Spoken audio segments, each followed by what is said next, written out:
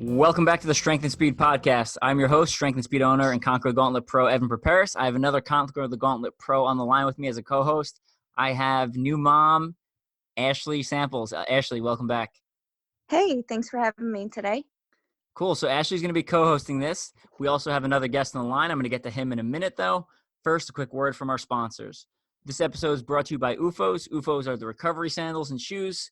Just got a whole bunch of new ones in for the Conquer the Gauntlet Pro team. Super excited. They just came out with Green Grid is what it's called, but it's a sandal and it's colored green, the top of it. So that's like my my Conquer the Gauntlet UFO post-race UFOs. So I would check those out. Just came out, and they also came out with a couple different variations of stuff they've had before. So they now have like a slide that you can actually kind of like un-Velcro the top and re-Velcro it. So if you want a tighter fit or an adjustable fit. Ashley, give me some of your thoughts on UFOs. They're super comfortable. I love that the slides you can wear with socks. A lot of times post-race, it feels good to get to wash yourself and put on clean socks and slip into some sandals. And then they also have the flip-flop version, which are comfortable for those bare feet days as well. Yeah, absolutely. I wear the shoes on taper days too. So as I'm leading into a big race, I'll wear that because, again, absorbing the impact, trying to lessen the stress on my body, allow myself to recover faster. And their foam absorbs 37% more impact than traditional running shoe foam. So check them out. Pick up a couple of pairs. Buy some for your family. They're awesome. They're going to love them, especially for anyone that stands on their feet all day. All right, let's get into our guest. Joining us, and I should have asked how to say your last name properly. We have Jordon. Is it Buscemi or Buscemi? Buscemi. Buscemi. Okay. That's what I was going to go with, but I've heard other people say it differently, and I was second guessing myself. So it's good to have Jordon back on the podcast. We had him on it must have been like the 4th or 5th episode, super early in our series. But he has continued to be a rising star, not only doing well in mandatory obstacle completion courses, but then kind of switched over, focusing on Spartan in the last, I would say, 2 years-ish, and has been doing really well there. Recently finished first in the Chicago Beast and the Chicago Sprint. Finished Michigan Spartan Sprint first at the Tahoe Spartan Beast World Championships. Finished 29th in the world, so very impressive. And a lot of the results I'm reading from are from this specific year. So Michigan Spartan Super third, CTG Iowa, so still showing some love to the mandatory obstacle completion course first. And I believe you're undefeated minus one race at CTG, which you came in second. So quite a collection there. I believe you have 7 gauntlets. Is that correct now? Yeah, I think so. Yeah, I think it's 7. Yeah, so I have to go count. So awesome. And then also did some mountain bike racing this year, which was nice, some good cross training, 5K, some local stuff, and finished 15th at the Seattle Spartan Super National Series. And then also 15th at the Jacksonville Spartan Super National Series. So Jordon, welcome back. Thanks for having me. Happy Cool. to be here. Yeah, it's good to have you back on. We're going to talk a lot about Spartan this episode, which is not something we usually do because I think the other podcasts that are about OCR cover that pretty well. So I don't want to just kind of put out redundant information. But what I like about Jordon is, one, he started off in some of the smaller and more a lot of the mandatory completion races, and then has transitioned over to Spartan. So we're going to get some of his opinions on things. And then on top of that, Spartan, whether people like it or not, is the leader in the OCR industry as far as the competitive side goes. I don't think that's really up for debate. I mean, they offer the largest prize money. They have national series, world championships on multiple different distances. And wherever Spartan is going, I think a lot of the other brands tend to follow because they view what they're doing as successful. So I think knowing what Spartan is doing is going to help kind of predict what some of the smaller brands are doing and kind of tell us where the industry is going. So Jordon, let's take a little bit back. What made you make the switch from a lot of the mandatory obstacle completion courses to Spartan? Pretty much just trying to make this, a full-time thing. You know what I mean? Like, I love competing. And if I could do this as, my career, I had to go the route where it was progressing a lot faster. And, Spartan races, they're really doing that. They're on TV. They have great prize money. They have races like every weekend, that's where the publicity's at. And really, if you want to do this as a professional athlete, yeah, I mean, that's kind of where you have to go, and I just, yeah, that's what I want to do. I can't do it completely now. I still work, but I mean, that's what I'm trying to pursue. And Spartan is the most, you know, consistent race series that's on the rise. So kind of got to stick with that. You Right make on. a great point, because a lot of the pros, have to follow where the money goes. And Mhm. like we saw with Battle Frog, they quickly recruited a lot of the top pros because of the payouts and the frequency of the racing and things like that. So it's a smart decision. Mhm. Thank you. Yeah. I still love the small races. My favorite races are the mandatory obstacle completion races. They always will be. I'm not a fan of the burpees, but I follow suit, and I do love Spartan race. It's such a great race. But I do wish they would just stop the burpees, stop Yeah. the spear throw, stuff like that. But hey, it is what it is, and I'll play along. Right on. Now, I know Spartan made some significant rule changes this year to some of their obstacles, one of them being the bucket carry. Just kind of take us through that change in the rule and, some your general thoughts on if that was a good idea and stuff like that. Yeah, so they switched it to where you can actually have it on your shoulders now. You used to have to carry it right out in front of you or behind you, just carrying it like with just your hands. And uh I preferred it the other way because it just made it a lot harder. You know, when you get in a race, it taxes your grip when you're having to carry it without like on your fingertips. Now you just toss that thing on your shoulders and you can kind of just run with it. So it it's kind of funky sitting on top of your shoulders. So it's awkward, but I mean you can rest it like as if you're resting a barbell on your back and kind of hold it with both hands. You can put it on one shoulder now, or you can put it on the other shoulder. You can switch and go back and forth. It's much faster now. Which What's your preferred technique that you've perfected over the last I couple of races? I grew up roofing, right? So I'm used to carrying shingles, like bundles of shingles. So I carry it like a bundle of shingles. So I just throw it on one shoulder, usually my left, and then if that starts to get a little sore, then I'll swap over to my right side. So one shoulder, and then I can kind of just run with it. So This might be a yeah, dumb question, but is there lids on the buckets? I've seen some yeah. pictures where, okay, I Yeah, there's wasn't still sure if lids that on the was a new buckets. thing. Yeah, and that's pretty scary too because I mean, just this last race actually in Chicago, I came up to the bucket and I went and grabbed the bucket and the lid fell off. And I was like, all right, well, I'm not grabbing that one. And I told the volunteer, toss that one to the side. And then I just grabbed another one. But if you drop all that out, yeah, that's a repeat. So I mean, if you have it sitting there where, the lid accidentally falls off, I mean, you're kind of screwed.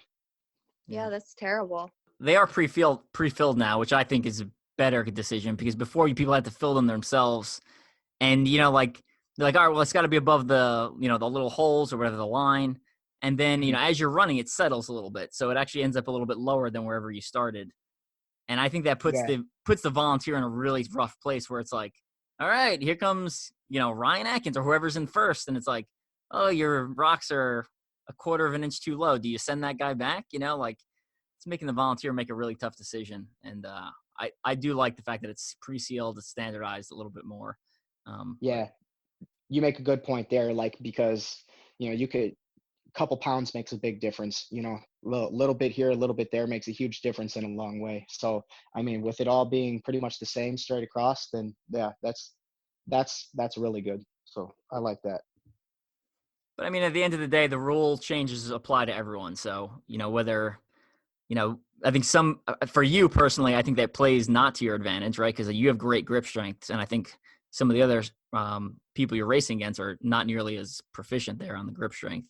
So making you carry it in front, I would say made you better because it weakened them and weakened you, but not as significantly. So. Yeah, true. That's exactly why I was thinking I liked it the previous way. I'm like, where those guys grip out, please. Yeah. So did well in the national series. Did you do all? I think you only did a couple of them this year, right? Only two? Yeah, I just did the two, Seattle and Jacksonville. Why not the other ones? I just had I wanted to, right? But then I got injured, right? And I just kind of sat back and then had to deal with that for a while. What was the injury? I was dealing with Achilles problem on my left side, and I could not shake it. The only thing I could do was biking. That's why I got into biking, and I could lift. So I was lifting and biking, and then anytime it just got a little bit better, I would start running on it again, and then it'd come back, and so it kind of took me out for a little bit. But I think overall it made me better because I cross trained really well, and instead of getting really good at running, I had to get very well rounded. So I was doing so many other things. Like I was swimming, I was biking, I was lifting, a lot more climbing. I just didn't run. Right on. Any specific thing you could recommend to avoid a similar injury in the future, or was it just like an overuse thing? You think you just got aggravated? Yeah, at the very beginning of the year, I switched up my training, and I started getting fast really fast, and I already had a little bit of problems like overuse pains from last year, and I was getting fast, and I was loving how fast I was getting, so I was ignoring everything, and I just kept on going, and I was PRing in all my runs, and I just ignored it, and then that's just how it got worse. So it was just overuse from nagging stuff in the past, but I would say definitely just listen to your body. If you got some pain, you need to take the time to figure that out, and sometimes it's really hard to tell when you're training all the time and you're sore, right? So you really got to take a couple days off to let that soreness go away so that you can actually feel the pain that's injury pain and not soreness pain. You know what I'm saying? That's a great point. A lot of times it's hard to distinguish one from the other if you're so used to being in some state of pain at all times. Mm-hmm. Did you end up taking an off season this past year, or did you just kind of try to train through it? I took a good month off. Okay. Right. Straight from last year. I think I took all of December off. It might have been actually 2 months. I'll have to go look at my Garmin and stuff like that and check that all out. But I think it was definitely a month minimum, right? But they started up the national series so fast, like the first one in Jacksonville was it was so early. fast. I think it was, and that's I usually don't like to start racing until about April, May, so it kind of forced me into this. I was trying to get fast real fast, and I did, and that's kind of what messed me up. So, yeah, because the Jacksonville race was the end of February, because it was the same day as OCR Mill 24, because we were watching the race before I went and got on the treadmill all day. So that was specifically where I remember that. Yeah. Right so on. I'm not a fan of that getting done so early because I need that time off. Yeah, I think that all the athletes need that time off. You need a break. You need an off season. You can't just be grinding people into the ground year round. Like every sport has a off season. So. Yeah. All right, let's talk a little bit about Tahoe. Now, Spartan World Championships, Tahoe, the weather is a little bit unpredictable. And this year it was at the bad end of the unpredictable spectrum there. So tell us a little bit about that experience and how Tahoe went. Yeah, so I got into Tahoe Tuesday, right? The race wasn't until Sunday. So I got there with the family. We planned a little vacation around it, Tuesday to Tuesday. So I wanted to spend some time up real high, and just kind of, have a good time and relax and be stress-free before the race. And it was real hot the first few days, and then all of a sudden the weather just changed, which it doesn't really bother me much because the weather's always changing by me like that all the time anyways. But you're up in Wisconsin, Racine area, right? Yeah. Yep. So it gets real hot here and humid, and then it gets real cold, one day hot, one day cold. So we're used to the extremes, back and forth. So it didn't really bother us much, but I was actually really excited hearing that it was going to be very cold because I I like to spend a lot of time in the cold, like ice bathing and just going outside when it's really cold. I love the extremes. So if it's like really, really hot outside, I make sure I'm outside training in it. If it's really, really cold outside, I make sure I'm outside training in it. So I take really cold showers like all the time. Uh, just so like the cold, I actually like the cold. So when they seen the weather forecast and it was going to be cold, I was like, yes. You know what I mean? I might not be able to keep up with these mountain runners, but I know I can handle the cold better than them. Like, so, yeah, I was like, I was really excited for it. And then, race day, they kind of were going back and forth. They delayed the race 2 hours, right? So it was supposed to start at 9 a.m., which is already late. Then we got there and we didn't find out until we got there that they delayed it 2 hours. So then it was starting at 11. And, that messes everything up because you wake up in the morning, you eat, right? You got this whole schedule, your nutrition, what you're drinking, you could have rested a little bit longer. So, I actually just took my caffeine like right when we got there because I was like, all right, this will kick in right at the start, So I took caffeine early and I had to do it again. And then they canceled the swim, right? And then they're Mm-hmm. like, oh no, the swim's back on. So I was like switching clothes, right? And then they were like, all right, it's canceled again.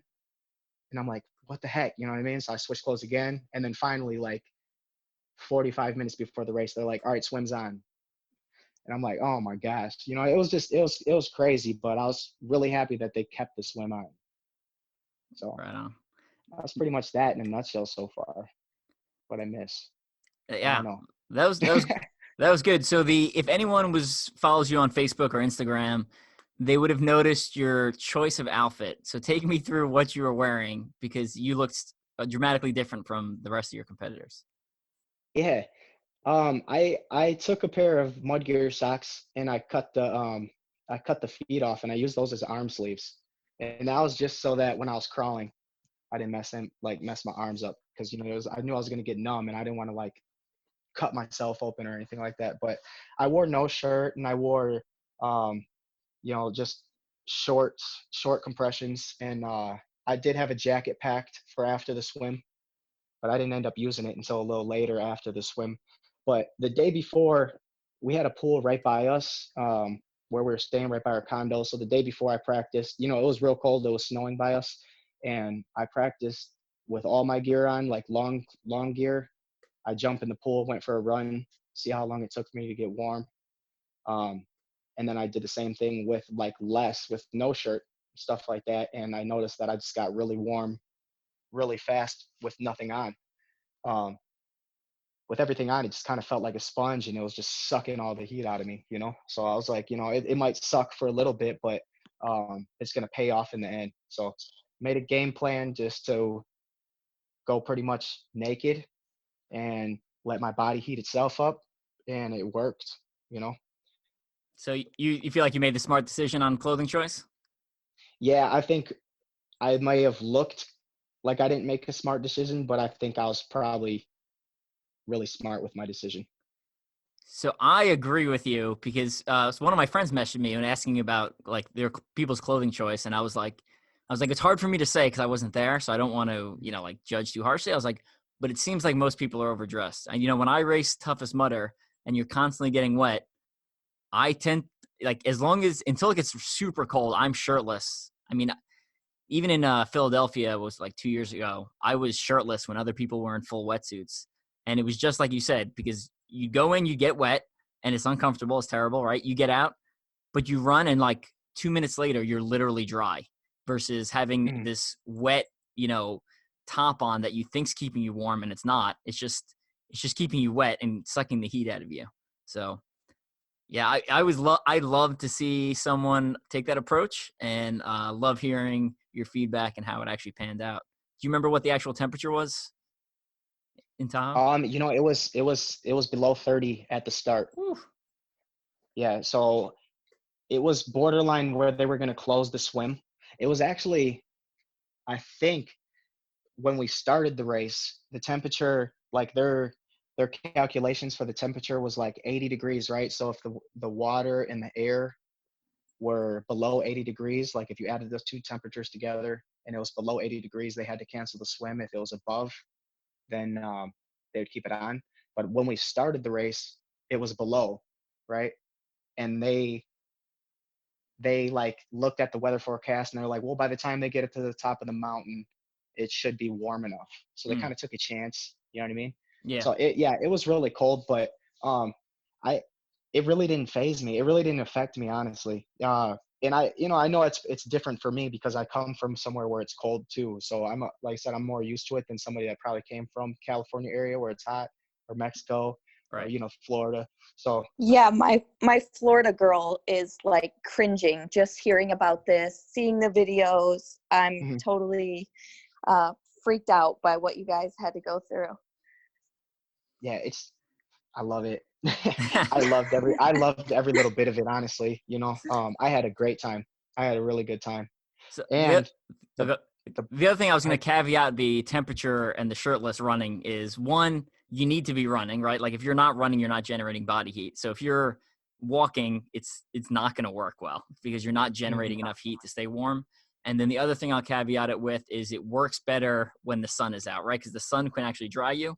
At night, when you get wet, it takes a little bit longer to dry. So sunny days and and you need to be running. And it was so windy. It was so windy at the top of the hill, at the top of the mountain, that it was like a blow dryer, a cold blow dryer. But the wind was just slapping you, and that wind just dried you off right away too. So that helped. But yeah, the only other thing I had a game plan was just to make sure my hands were warm all the time. So I got those BleggMit lights from you. Thank you. Those helped. Those really, really helped. I loved those. I actually kept hand warmers. I was holding on to hand warmers the entire time. And, I'll just flip them back, stuff the hand warmers like right in my waistband. And then back and forth, the whole time my hands were never cold. And that helped. The game plan was just to always keep my hands warm. If my hands warm, they're always going to work. So I'm glad you mentioned that. Little bit of time. So Jason Rulo, the maker of the Neptune shirt, essentially the shirt with all the little heat packs in it, has also, I don't think he actually has put them up publicly for sale because I think there's start getting into like copyright issues with the material he's using, but he created a pouch made from a fabric, which I'm not going to name for fear of copyright problems, that essentially you can take the pouch, put the heat hand warmer in there, and then put them inside your gloves for BleggMits. So if you're like super paranoid about getting cold hands or, maybe conditions like you were in, I think you can contact Jason Rulo and he can probably hook you up. Obviously you have to pay for them because they cost money to produce, but so it allows it'll prevent the hand warmer from getting as wet, which should keep it burning hotter longer. So. Yeah, I'll keep that in mind. I'll hit them up. Yeah. Cool. I heard there's a lot of blowback from, I don't follow Spartan that closely. But I heard there's a lot of blowback from them keeping the swim open. And, I don't know. My opinion is, whatever they decide to do, it's a level playing field for everyone, whether that's a smart business decision, to get people wet in that temperatures. That's Spartan's call. It's their business. They can run it how they want. If they want to accept that risk, then, in the name of their brand, then I say go for it. If they don't, then I'm also okay with that. So I think as long as it's a level playing field with everyone, then, it is obstacle course racing, right? Like it's weather is one of the variables we have to face in addition to terrain, in addition to obstacles. So, the swim was super short too, though, and I feel like they would have been damned if they did and damned if they didn't, people complain about the swim being open. If they would have closed it, I think more people would have complained about it being closed. That's true. It's like you can never win, but the swim was actually really short. It was probably like 20 meters total. And I wish it would have been a little longer. I wanted to be in there longer. When it's so cold that you really don't feel it. It feels hot, it feels warm, you just go numb. So, right. I'm happy with the decision they made with keeping it open. I wish they would have they did close the dunk wall, right? Because your head had to go under. Which another thing I brought I brought a swim cap, and that helped. That helped a lot. Like I put that on, and I actually ran with it for a while too. Nice. So before I went into the swim, I hurry up, threw the swim cap on, and did the swim. And my ears and head were completely warm, and I ran probably like 2 more miles with it on, and before I took it off, I was getting hot. You know, so Yeah, 'cause I yeah. mean that thing's not breathing very well, so it's keeping the heat in. Yeah, that's Oh good yeah, technique. for sure. Yep. So that was good.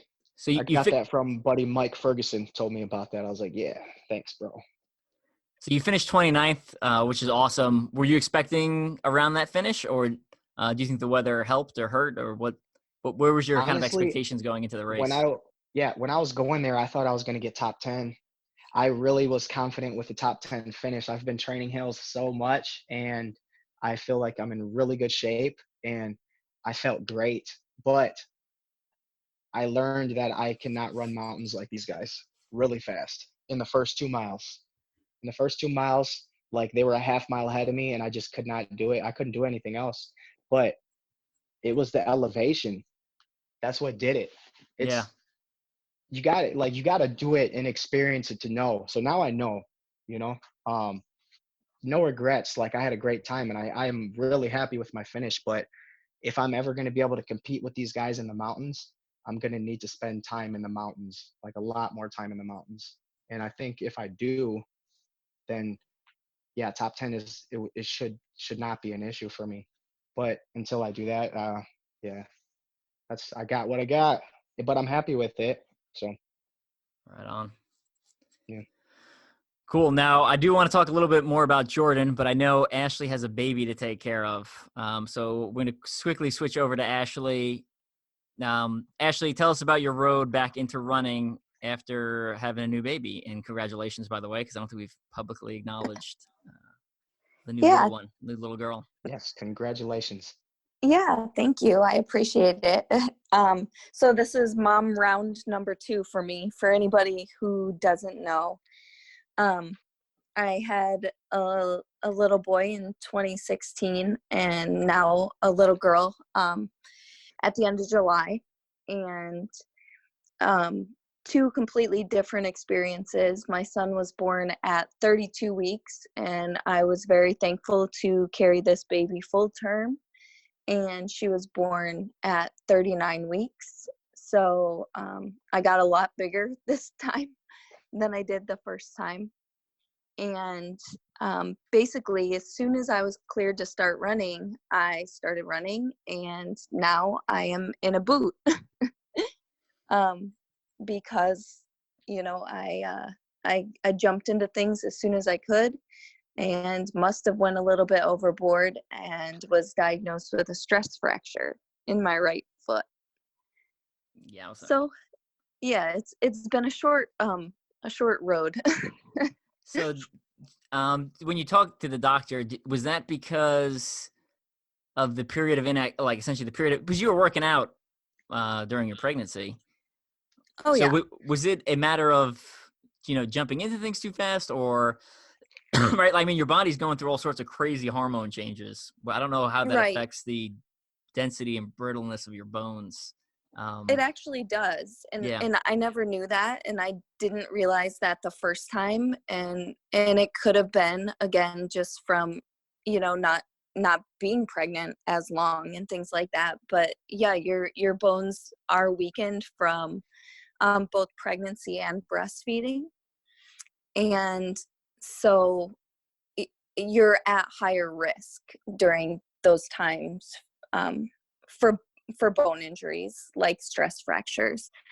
And so now I'm learning the lesson the hard way. I started out running like 2 miles just to see if I could still run, and I'm like, oh, I feel really good, and pushed my way up to like 6 miles within like a week of returning to running. And I think that quote long run was the one that really did it.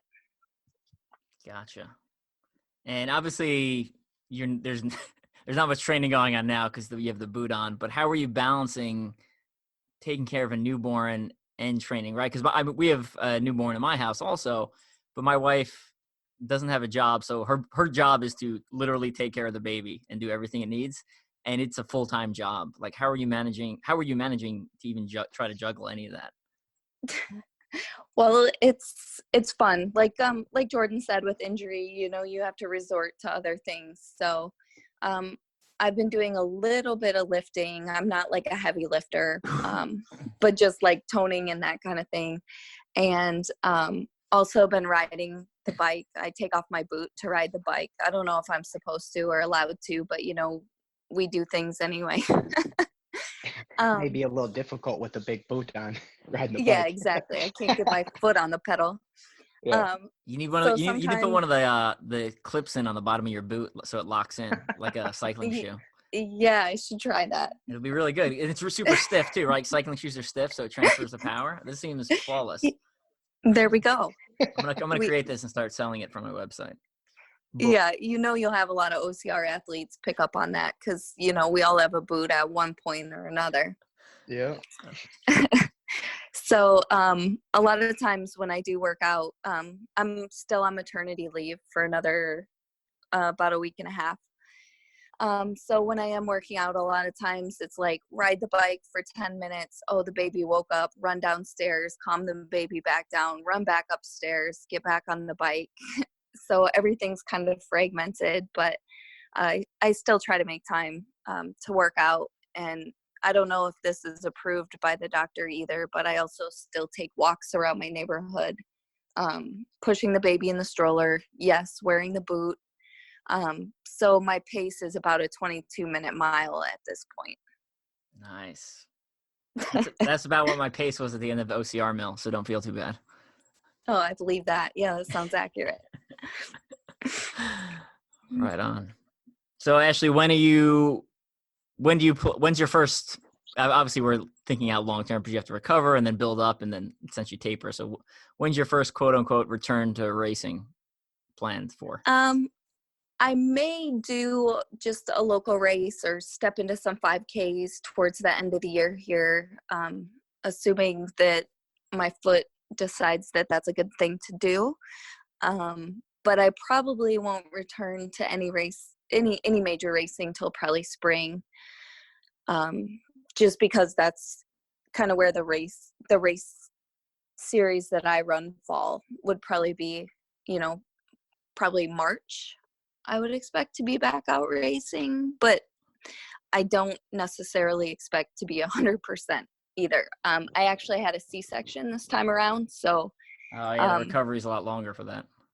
Yeah, I was pretty much cut in half. So getting back the core strength and things like that also affects your upper body strength. So like right now, I can't even do a single pull-up due to having no core strength from being cut in half. And then also having pain in my back still from the epidural. So it's kind of, it's going to be a longer road. Yeah, absolutely. I mean, when my wife gave birth normal way on the first baby, and she was like, I went out to get food after the baby was born, and I came back and she was like up walking around, and I was like, what the hell are you doing? And then this one with the C-section, I mean, it was like, I mean, just that, I mean, there's noticeably a difference, right? Like I had to help her to the bathroom and stuff like that. And yeah, it was also a little on a personal note, it was a little anticlimactic, right? Like the first one was like pushing and there's like grunting and then the baby comes out, and the C-section, they're like, here's your baby. It's like, that was it. I was in there for like 5 minutes. They just like slice her open. There's blood everywhere. And it's like, here's your baby. And you're like, oh, okay, cool. I guess. So. Yeah, I've had both experiences too. Smith was vaginal and then Arden was a C-section. Even though I was in labor for like 12 hours before they decided to go the C-section route. But wow. I can... Poor girl. Worst of both worlds. Gosh, I'm over here cringing like, oh man, dude. Yeah, it's not fun. I don't mind being pregnant. I'm a pretty happy pregnant person because I'm still able to do most things, you know, as far as working out and stuff like that goes. So that never really bothered me. But I mean, the childbirth is not fun and the recovery is also not fun. So this is my last baby though. So we're good. We're done. Well, you need to take as much time as you need to just get completely recovered. As soon as you start feeling better, take like Yeah, another couple weeks, Yeah, that, that's good that's advice. probably some solid advice. Yeah. All right. Hope everyone enjoyed that pregnancy talk and birth giving talk. Ashley's got to go take care of a baby, which is more important than us running our mouths about OCR. So we're going to let her go. Before we go, though, since we have 3 people on the podcast, we're going to do the tell us one thing people would be surprised to know about you question. And then we'll jump back into some more OCR discussion. And it'll be just me and Jordan for a couple more minutes before we let all the listeners go. So question, tell us one thing people would be surprised to know about you, Ashley or Jordan. Whoever wants to go first can take the ball there. I will go first. I'm last time I told about my love for chocolate chip cookies. This time I'm gonna totally change gears. I'm actually from Michigan, so when I heard about Jordan running the Michigan Spartan, I was so curious about what it was like to race in Michigan. I moved here to Florida when I graduated college, so I've been here for like 14 years or something like that, 13 years. And so, yeah, I used to have a little bit of cold in my blood, but it's long since left. And so now I'm a Florida girl and I only like running races in warm weather. Right on. Well, Michigan was awesome. Yeah, I think you should try the Michigan Spartan next year. If they have it at the same place, it's like a cross between a stadium and an outdoor because they have it at the Michigan Speedway, and Oh, it's so fast. Yeah, it's so fast, and it's just flat the entire time, and we get to run on the track. Yeah, I mean we're flying out there. It was super fast. It's a really fun one. But yeah, I would try it. like that. I love flat courses, and I actually raced at Michigan International Speedway for cross country states. So it'd be Mhm. kind of coming full circle for me. That's cool. Yeah, see, it's meant to be. Do There it. you go. And it's in summer, right? It's like June. You know what? No, it was just recent. Wait. Oh, was it? Yeah, it was just recent. Yeah. So, As long as it's not too cold or we don't well, get too wet. this gives you like a lot more time to recover too. So, if it's later in Yeah, the year, then that should be good. that's true. Just I'll start have to look it up getting in for some next cold season. showers. Yeah, for sure. All right, Jordan, what do you got? All right, let's see here. I think people don't know that I'm really good at sewing, and I'm That's serious. awesome. Yeah, that's one thing I like to do. I actually hemmed Cass's like a few of her dresses for her and stuff like that, and altered them and stuff. And I fix like any clothing I have. And yeah, I took sewing in school and stuff, and I've always kind of enjoyed it. So I got a nice little Do you sewing have a kit. And Do you have a sewing machine? I don't have a sewing machine. I So you're don't, doing but this I all by will. hand? I do it by hand, yeah. But Oh I my will goodness. eventually get a sewing machine because that'll make things a lot easier. Yeah, you need one for sure. That's awesome. Yeah. Thanks. Thank you. Right on. Okay. Well, I don't have one that's pretty good that relates to either one of those, so I'll go with a different topic.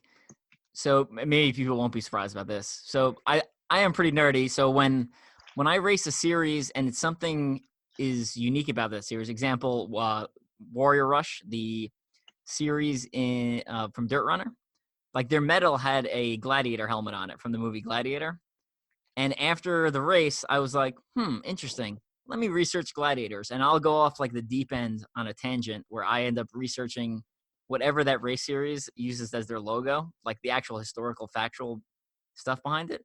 And I'll kind of, run through that, down the rabbit hole for a couple weeks exploring that. So super random, right? Like because of Conquer the Gauntlet, I have this like knowledge base of like knight's armor, which I don't know what I'm supposed to do with now. The gauntlet. It'll come in handy. Yeah. One day. The Warrior Rush one was actually super interesting because I ended up researching Gladiators. The mask from the movie Gladiator is like not historically accurate whatsoever. So that's like a complete Hollywood thing. But the actual Gladiators was super interesting because a lot of the stuff we know about them is from Pompeii because the actual gladiator training area was, covered in the volcano. So a lot of the stuff we know about them is research from that. And there was all sorts of interesting stuff, like the thumbs up, thumbs down thing they don't necessarily know that that's what the, kill them or don't kill them sign is. It's described in history as essentially a movement with the hand, and some Hollywood producer essentially took that as thumbs up, thumbs down. But realistically, that's probably too small of a movement to see from the grandstands. So it'd probably be something else. And they don't know how often people fought to the death. There's estimates anywhere from like 10% of the time up to like 90%. It's like depending on who you talk to and who you research, so stuff like that. And then the other thing that was interesting, I always thought it was like a free for all, like you just grab whatever weapons you want and head out there. But there's actually essentially 8 to 12 quote unquote characters that people play, and then they go out and fight in those specific characters, and they have specific matchups. So there's like the heavily armored one versus the lightly armored one, and they wear protection around their head and essentially their vital organs, because you want the match to last a long time. So a lot of the times, their blows are meant to bleed them to make the show more interesting. So random Gladiator facts. He said, yeah. And then he ends it with, "But I don't know much." No, I do know. No, I mean, you just like killed it. Like you knew a whole bunch. It's hilarious. It's awesome. So yeah, that's what happens. Yeah, a bunch of YouTube videos and couple of books, couple audiobooks, and about 3 weeks of my time, and that's what I end up with. About 3 weeks of my time. Yeah. So we'll get into some of the other ones I've covered at a different point. But yeah, that's that. Ashley, we'll let you go, and Jordan will a couple more OCR questions before we let you go. Cool. All right. Thank you. And congratulations on an awesome season to both of you. And hopefully I'll be seeing you guys next year. Sounds good. All right. Take care. See ya. See ya. So Jordan, one of the other recent changes that I know my teammate was pretty upset about was Spartan announced, I guess they're making people qualify for the Pro Heat now, correct? Mm-hmm. Yes. So tell us a little bit about that. So now you have to submit an application, right? And you have to pay, I believe it's $30 to compete in the elite heat. Now you actually have to have a previous podium finish or like a top 10 finish, I think it is, in the elite heat to, I don't know the exact placement, but you have to have done a Spartan race to actually be able to get into the elite heat for Spartan. So if you haven't done Spartan, I would suggest doing a Spartan soon if you plan on racing Spartan next year, just to kind of like get the ball rolling. Yep. So I think it's actually a really good step because, the elite heat gets really watered down, and with athletes that just really shouldn't be there, or just they don't know that they shouldn't be there just because they want to get in the early wave.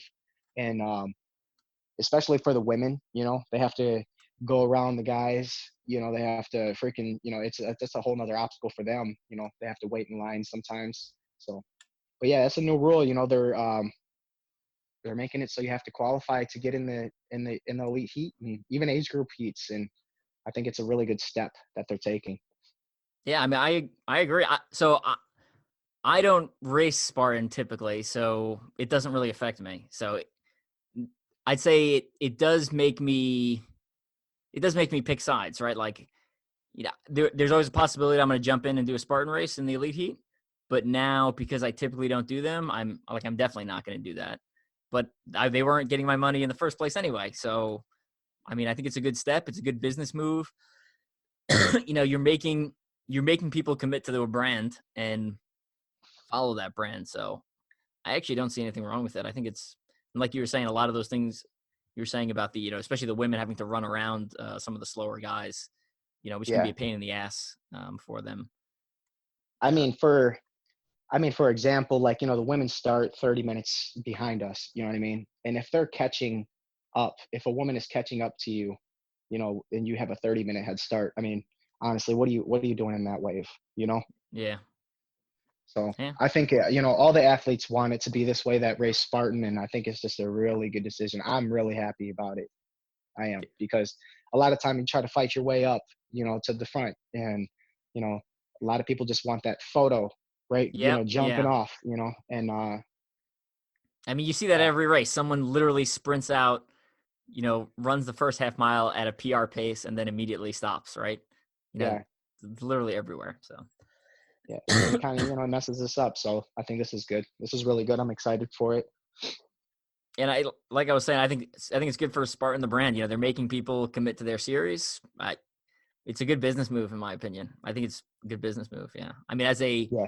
if I was an athlete like Amy Pagic, who essentially occasionally races Spartans, or if you're someone who does like the one elite heat a year for Spartan, it sucks for you, to be Hmm. honest. But Spartan's making you choose where you want to spend your time and money, and I think in the end it'll benefit them. So yeah. Yeah, definitely. It's a business. It is a business, yeah. And it makes sense to, I think, I made this prediction before. I think Spartan is going the way of, turning the pro team into a pro league, essentially. And I think this is one step towards that direction where, in order to race the national series, you have to be on the pro team, which is essentially a pro league. Basically you need to earn your way into the age group heat, earn your way into the elite heat, and then earn your way into the national series heat. That's what I Yeah. think they're going. I don't know if that's true, but just Evan's I hope it speculation. goes that route. I mean, that would be great. I mean, any professional sport, you can't just sign up and compete, Yep. Yeah. You have to earn your way. You have to work for it. So if they're going to be legitimate, this is a really good step towards that. So. And it also makes it easier for them to do a lot of coverage, right? If you know who all the people are in the elite heat, especially at like the national series, you don't have some, random. Yeah, and it's been a while since we've had like really random people, but you can sometimes have a random like triathlete or runner be at the front of the pack for the first couple of miles of a major race, and like, I don't know who this person is or what they're doing. It makes Mhm. announcing easier if you know exactly who's in the heat and what their qualifications are and where they placed in the past, stuff like that. Yeah, definitely. You can prepare a Makes it lot look of. a lot more professional too. Yes, yeah, absolutely. So cool. So what do we got left for you in 2019? And let's talk plans for 2020. Um, so tomorrow actually I have a 4x800 meter relay, right, with my old track coach and a couple of my old track buddies. And this is at Soldier Field in Chicago. Um, I don't think there's a track over there, so I think it's going to be on the road or in the grass, or maybe it'll be on the football field. I'm not sure how this is going to work. There's not a lot of details. It's at 7:30 p.m., so it's going to be at night. And yeah, it's fun. It's different. I haven't done an 800 meter since high school, like race. So I'm excited for it, and then get to do it with my old coach and old track buddies. It's going to be fun. So I got that tomorrow. After that, I think my next race is going to be Wrigley Field in Chicago, the stadium race. Spartan has a stadium race at Wrigley Field, and I'm a huge Cubs fan, so I love the fact that they're going there, and I never know if they're going to do it again, so I got to get there. And after that, I'm not really sure. I mean, there's definitely going to be more because, like I said, I started racing early this season. Then I dealt with that injury, so then I kind of had to stop for a good chunk of time. It was like 5 months that I didn't even get to race an obstacle course race. And then I was biking in between to try to keep myself competitive. I had to do something that had to do with racing. So I found mountain bike racing. So now I feel like my year is starting late, right? And I'm feeling really fit. So I don't want to like waste this fitness. So I'm going to race, but I'm going to find a couple things here and there. Not going to race too much, but I plan to race at least 6 more times by the end of the year. Sounds good. Well, we're looking forward to seeing how you do. For 2020, big plans. You going to do all the national series, or kind of depending, wait till the schedule comes out and then make a decision? What's your thoughts there? Yeah, I think next year I think I'm going to commit to the whole national series. Right? So I'm going to make sure that I'm going to assume that it's going to be in February, right? So I'm going to make sure that I get a month off completely, right?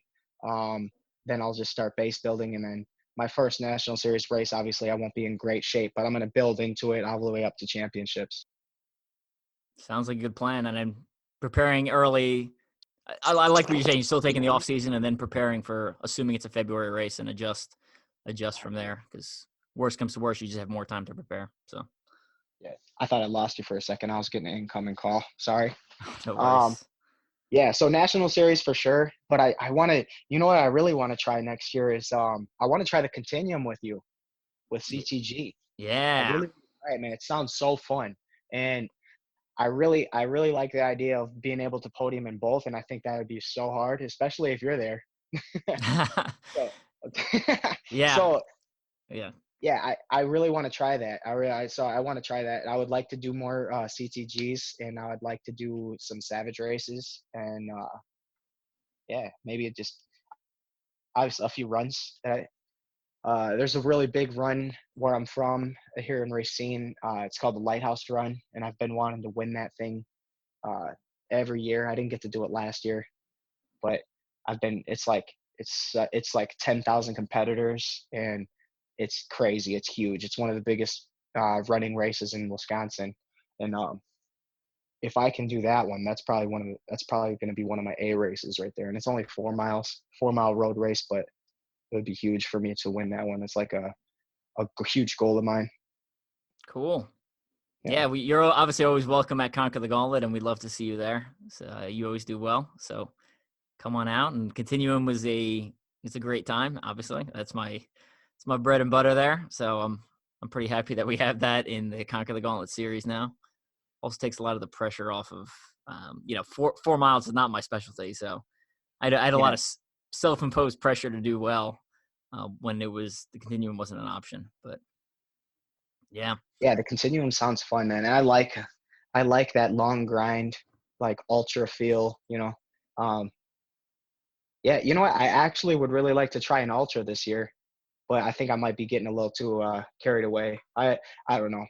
I like the ultra stuff, but I'm always scared to get back into trying it again because it's like if you don't train properly, you're just gonna get hurt, you know? Yeah. It does take a And huge hit to your system, right? I mean, you need yeah, a long and recovery after that. So exactly. The recovery after it is just. I mean, when I did that toughest that one time, I mean, I was wrecked forever afterwards, and it took me so long. I feel like I never got better from that months down the line.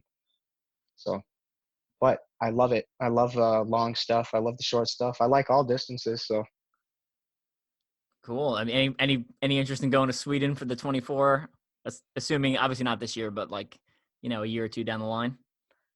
that would be actually pretty cool. I mean, that could be if I start like winning these national series races and like I can be, like go for that million that they keep on throwing around. Oh heck yeah, get me there. That Um, million is. I mean, that's just a public. There's just no way. You start doing the math and how fast you have to be, and oh yeah, we. I they mean, make it impossible. it's impossible. But I will say, I think it's a good business move. It draws people attention both in our Hmm. industry and then outside the industry. So if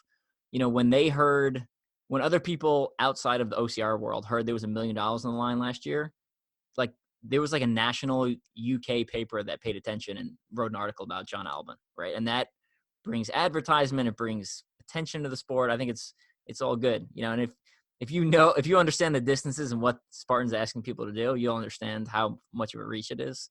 But Oh yeah, for I mean, sure. again, I think that publicity is publicity, and at the end of the day, I think when the sport does well, we all do well, right? Like there's more prize money, the obstacles. The companies will have more money, so they'll be able to put more money into the obstacles, theoretically making the obstacles better and stuff like that. So, Yeah, I'm yeah, all for definitely. the ridiculous, impossible prize things they're putting up there. I think that's great. So, Hmm. Yeah, are you gonna go to Sweden? no, You gonna ever try that one? I really want. So now with Spartan's new elite rule, I'm not sure that I think that might have made me make my decision for for the next couple of years at least. But Hmm. I just, I'm not a mountain runner, and I really want to do like a ultra or a 24-hour Spartan race that's not on a mountain. That would be much preferred. And I guess technically Iceland was not necessarily on a mountain, but it was very icy and not runnable. So I would like it if they would do something, not pancake flat, but not mountain course. So Yeah, yeah, or out of elevation. You know, right, out of elevation. Yeah, it's so not fair. It's I just agree. not Yeah, fair. It's not fair, man. It really isn't. yeah. I mean, it caters to mountain runners, and they just have the upper hand, and it just kind of sucks. Like I Yeah. don't mind the hills, just please bring it down out of elevation. Like the West Virginia location, you know, there's a lot of hills. It's probably just the same amount of gain at that race as Tahoe, you know, so the same elevation gain, but I mean it's like 3,000 feet, Yeah. you know, high. So I mean I can deal with that, and I love that one. They should put the championship there. Yeah, I agree. I think adding elevation adds another factor, you know, especially keeping that elevation for so many years, right? Like if you want to do it once or twice as like a novelty, I get it, I guess. But, you know, I think, and I feel like we've had this discussion several times with people, and we've discussed it online as far as like, you know, should the championship be the hardest race ever? And I think most sports, that's not true. Most sports, it's just another event, and the depth of competition essentially is what is making it the championship, and the fact that everyone is training and peaking for this specific race versus like, hey, now the bucket carry is twice as long and the sandbags are twice as heavy and the temperature is half as warm and the elevation is 4 times as high. I think that's, I think and I also think it keeps it more interesting, right? If every championship is at a mountain, you know, you're catering to one specific type of people versus if you do a mountain, you know, for a couple of years, and then you switch to flat course for a couple of years, and then you switch to, you know, technical terrain for a couple of years. I think that, again, keeps the sport a little more interesting and changes up maybe who are the top, you know, 10 people for men and women. Just my 2 Yeah, cents. exactly. No, I agree with you. Cool. Well, jumping back to Continuum, like we were talking about earlier, I ran the last Continuum in Little Rock last weekend. And a quick story from that. So, you know, I did well on my other continuums. I came in first for all of them. So if you did 4 CTG races this year, you got a Centurion medal, so like an oversized medal. And I wanted a Centurion medal. And I also wanted, since I had already had 3 wins, I wanted to win the 4th one to have like essentially like a quote unquote perfect Centurion medal. And I'm driving down to Little Rock on Friday for the race. I'm like, to my wife, I'm like, hand me a trash bag. She's like, what? I was like, just hand me a trash bag. She hands me a trash, and I throw up in the car. You know, I'm partially on my lap, partially in the trash bag. Get out of the car, throw up behind the car. You know, I get back in the car, and I was like, should we go home? Because we're only an hour away from home. And I made the decision to keep driving. Made it about another 3 hours, threw up again. And then basically got to Little Rock, went to my hotel, and slept for 11 hours. And then got up and raced the next morning. I didn't tell anyone because I didn't want other people to know that I was sick. Yeah. Because then they'll take advantage of it, right? They'll be like, oh, well, if he's sick, I'm going to keep pushing the pace. You know, and I just wanted everyone else to stop so I could stop is what I really wanted. Yeah. Yeah, so I kept that. That's rough, man. Yeah, so I kept that to myself. And I actually, what was funny was, you know, I woke up in the middle of the night and I had to take a piss and I was super dizzy. And I was like, oh, I don't think I'm racing tomorrow. And then I woke up in the morning and I felt okay, despite having not eaten anything for 24 hours. Went to the start line, still felt all right.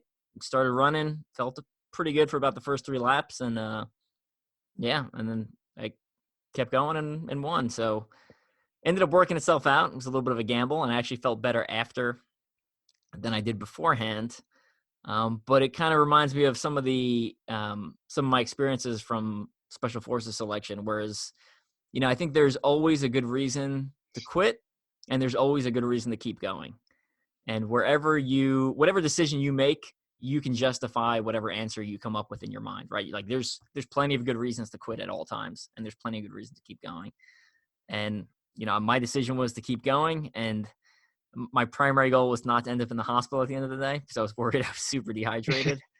But it ended up panning out, and, you know, I was trying to stay on top of my nutrition even better than I usually do. And luckily I use all liquid nutrition, so I didn't have any problems eating because I was essentially just drinking calories. But yeah, it played out well for me. So happy end to my Conquer the Gauntlet season there. Yeah, dude, that's awesome. Congratulations on your perfect continuum record. That's pretty dope, man. And that was the other thing. It was like, oh, do I want to risk, you know, running and, you know, like I quote unquote lose my continuum to, you know, and it's like, oh, well, I was sick. And it's like, well, then why did you show up to race? And it's like, well, So I was running through all these options in my head, and in the end, I was like, you know what? You know, at some point, I will lose continuum. So, you know, what does it matter whether it's now or in a year or in 5 years, whatever it is, you know? So I was like, let's just go with it, right? Like, yeah, you made the right choice. So Good stuff, man. yeah. And that was so that was a lot of fun. And then, a couple weeks before that, I did KC Timber Challenge, which is one of the local OCRs up here in Kansas City, permanent obstacle course venue. And I just wanted to give a quick shout out to them because they've just made huge improvements on their course. They added like a low rig, which was actually pretty challenging. Like my arms got pumped out crossing it because it was super awkward and it was kind of long. So anyone who's in the KC area, you can check them out. They do a Yeti race in the winter in January, and then they have a bunch of other races. Typically don't have prize money, and actually usually the only race that's competitive is the KC Extreme Timber Challenge in September.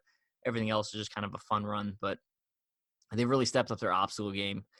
So make sure, if you're looking for a good race, looking for a good OCR training or just some fun, I would definitely head up. If you're in it solely for competing in prize money and stuff like that, maybe not go with them, but I think they do have some new and exciting stuff coming in 2020 that they're working on.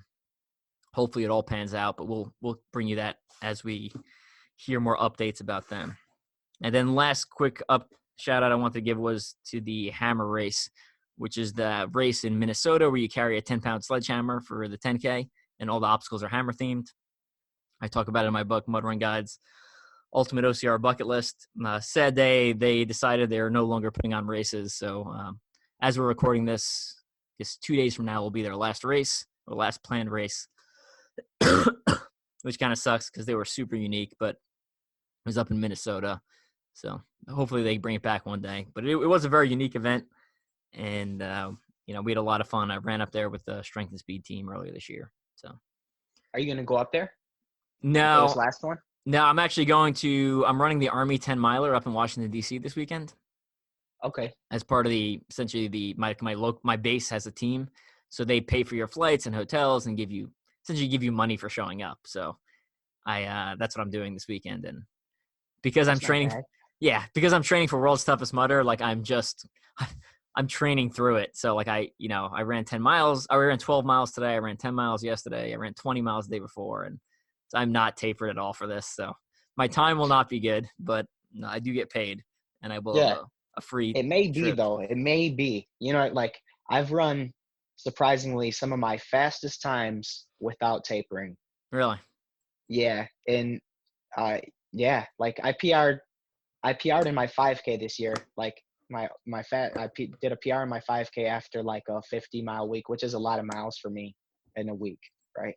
And I didn't taper for it, and I trained through it, and I PR'd in my 5K, and it was my track coach. You know what I mean? Like I still get he's like a mentor to me, so I still get advice from him.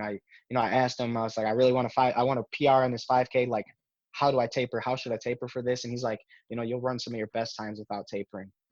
And I did it. I took his advice and I ran my fastest 5K this year. So you never know. Maybe you'll just go out there and just freaking kill it. Could be. We'll see. The one thing that's nice about it is the weather's always super nice. It's always like cold at the start, and then once you start moving, it feels great. So it's like the perfect temperature. The course is pretty flat, and the other best part is there's literally thousands of people, so you always have a rabbit to chase.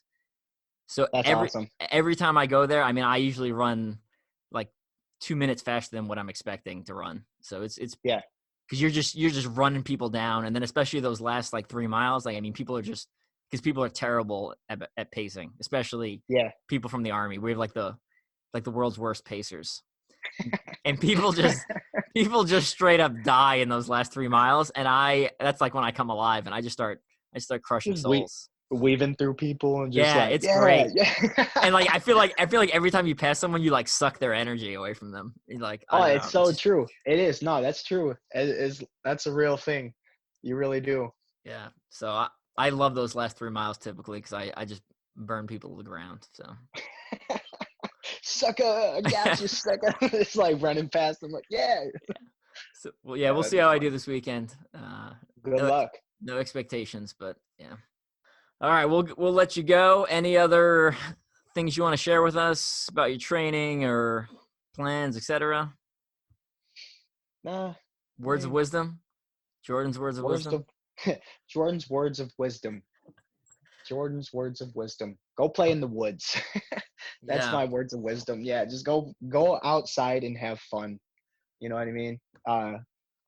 Get out from the electronics, get outside, enjoy nature, breathe in the fresh air, and just have fun.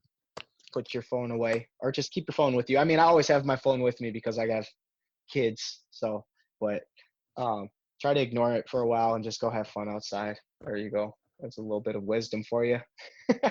Sounds good to me. Any shout outs you want to give to friends, family, sponsors, etc.? Yeah, I mean, I have a few sponsors. I'm sponsored by MudGear. You know, they hook me up. I love the MudGear stuff. I use it all the time. That's the only socks I'll race in. And I do wear their shirt. And And sometimes you wear their socks as sleeves, apparently. sometimes I wear the socks as arm sleeves. Yeah. But So they do have yeah, arm sleeves that you can buy, I believe. they do. So, Yeah. so you The don't arm have sleeves to have, ruin your socks. yeah, the arm sleeves have pads in them.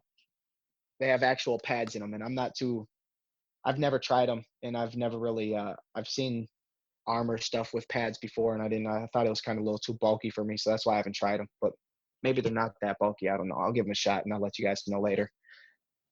But yeah, I got another sponsor. It's called H&H Exteriors. They helped me out. Thank you. And then Spartan Race, sponsored by Spartan Race. So All right. Spartan Pro Team. That's right. yes, This sir. is your first year, so I was super excited. A long time coming. I knew you had the quality and potential to be on that team, so it was good to see you get the offer finally. So Yeah, thank you. congratulations on that. I worked my butt off for it, man. So trying to work my way up, stepping stones, small stepping stones, but we'll get there. Right on. Well, I'm excited, Other- Jordan, to see what else you got in the future. Any other, did I cut you off, your sponsors? No, Anyone else? you're good. Okay. No. Cool. We're gonna let Jordan go. Head over to teamstrengthspeed.com, BleggMits, books. We just did a gooder giveaway for sunglasses on the Instagram page of Strength and Speed. So if you're not following Instagram Strength and Speed, start following them, because we hopefully going to do more of those in the next year, where we give away free stuff just for people tagging and sharing things. So if you want to see who won the gooder glasses, you can head back and check out those posts. All right, I think that's about it. That wraps it up. Jordan, again, thanks for coming on, and we'll see you around. Yeah, for sure, man. Take care. Later. All right, see you.